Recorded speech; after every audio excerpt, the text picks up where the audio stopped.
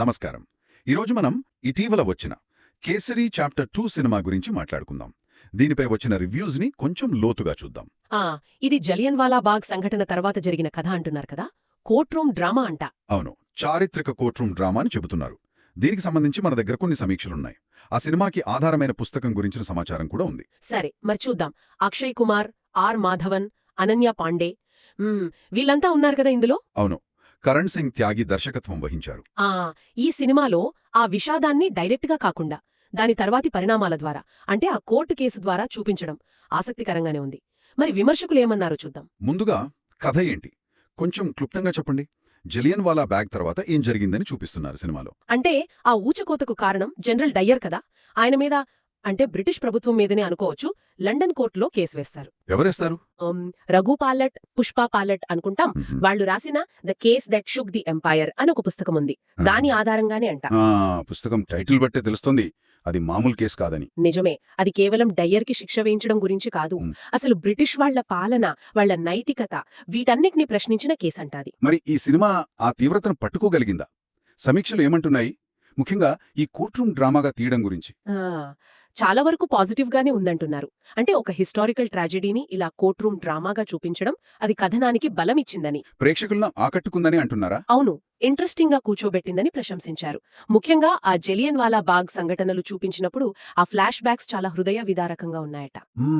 అలాగే court scenes, అవి కూడా ఉత్కంఠగా సాగాయని అంటున్నారు. ఆ పుస్తకంలో చెప్పినట్టు బ్రిటిష్ సామ్రాజ్యం పునాదులనే ప్రశ్నించేలా ఆ వాదనలున్నాయని సినిమాలో చూపించే ప్రయత్నం జరిగిందనే అనిపిస్తోంది. సరే, మరి నటీనటులే విషయానికొస్తే కోర్ట్రూమ్ డ్రామా అంటే నటన చాలా ముఖ్యం కదా. అక్షయ్ కుమార్ గురించి ఏమన్నారు? అక్షయ్ కుమార్ నటన అద్భుతమని దాదాపు అన్ని రివ్యూస్లోనూ మెచ్చుకున్నారు. శంకరన్ నాయర్ పాత్రలో ఆయన చాలా హుందాగా, సంయమనంతో నటించారని. సినిమాకి ఆయనే మెయిన్ పిల్లర్ అన్నట్టుగా ఉందా? అవునవును, చాలా రివ్యూస్ అదే అన్నాయి. ఆయనతో పాటు బ్రిటిష్ లాయర్గా ఆర్ మాధవన్. మాధవన్ కూడా ఉన్నారు కదా? అవును, ఆయన ఇంకా అసిస్టెంట్ లాయర్గా అనన్య పాండే, వీళ్లు కూడా బాగానే చేశారని అంటున్నారు. అయితే అక్షయ్ కుమార్, మాధవన్ ఇద్దరూ బలమైన నటులు కదా. ఆ ఇద్దరి మధ్య వచ్చే సన్నివేశాలు, ముఖ్యంగా కోర్టులో, ఎలా ఉన్నాయి? మాధవన్ పాత్రకు క్లైమాక్స్ లో ఇంకా స్కోప్ ఉండాల్సిందని కూడా కొందరు అన్నట్టున్నారు. అవును, అది నిజమే. కొందరు విమర్శకులు ఆ పాయింట్ రేస్ చేశారు. అంటే మాధవన్ లాంటి యాక్టర్కి ముఖ్యంగా క్లైమాక్స్ లో ఇంకా కొన్ని పవర్ఫుల్ సీన్స్, డైలాగ్స్ ఉంటే బావుండేదని. అది సినిమా ఇంపాక్ట్ ని ఇంకా పెంచేదేమో కదా. ఖచ్చితంగా. అలాగే అనన్య పాండే పాత్ర మొదట్లో కొంచెం తడబడినా తర్వాత ధైర్యం తెచ్చుకుని బ్రిటిష్ వాళ్లను ఎదుర్కోవటం బాగుందన్నారు. కాకపోతే ఆ మార్పు ఇంకొంచెం సహజంగా చూపిస్తే బావుండేదని కొందరి అభిప్రాయం.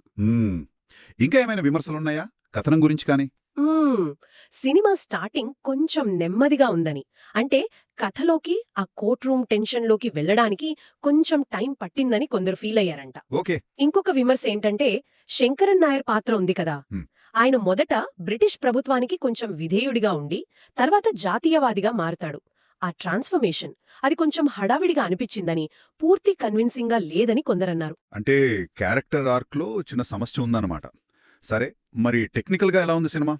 ఆ కాలం నాటి వాతావరణం క్రియేట్ చేయడం అంత ఈజీ కాదు కదా. ఆ విషయంలో మాత్రం చాలా మంచి రెస్పాన్స్ వచ్చింది. ఆ పీరియడ్ ని, అంటే స్వాతంత్రానికి ముందు లండన్, ఇండియా, ఆ వాతావరణాన్ని చాలా బాగా క్రియేట్ చేశారని ప్రశంసించారు. ప్రొడక్షన్ డిజైన్, సినిమాటోగ్రఫీ బాగున్నాయని అన్నారు. మ్యూజిక్ గురించి? శశ్వత్ సచ్దేవ్ నేపథ్య సంగీతం కొన్ని ఇంపార్టెంట్ సీన్స్ కి బాగా హెల్ప్ అయిందని చెప్పారు.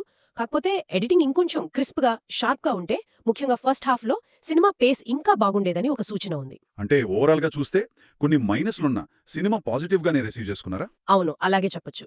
కొన్ని లోపాలు, అక్కడక్కడ వేగం తగ్గడం లాంటివి ఉన్నా, కేసరి చాప్టర్ 2 ఒక ముఖ్యమైన కథని, ముఖ్యంగా అంతగా జనాలకు తెలియని ఒక న్యాయ పోరాటాన్ని ఆసక్తికరంగా చెప్పడంలో సక్సెస్ అయిందని చెప్పాలి. అక్షయ్ కుమార్ నటన, దర్శకుడి ప్రయత్నం, ఆ కోర్ట్రూమ్ డ్రామాగా మల్చిన విధానం, వీటికి మంచి మార్కులు పడ్డాయి. హిస్టరీ ఇష్టపడే వాళ్లకి, కోర్ట్రూమ్ డ్రామాలు నచ్చేవాళ్లకి ఇది ఖచ్చితంగా నచ్చుతుంది. చరిత్రలో జరిగిన ఒక విషాదాన్ని, దాన్ని నేరుగా కాకుండా దాని తర్వాత జరిగిన ఒక లీగల్ బ్యాటిల్ ద్వారా చూడటం, ఇది ఆ సంఘటనను మనం అర్థం చేసుకునే పద్ధతిని మారుస్తుందా, లేదా కేవలం ఒక కోర్టు తీర్పు ఆ చారిత్రక అన్యాయానికి సరైన ముగింపు అవుతుందా అనే ప్రశ్నతో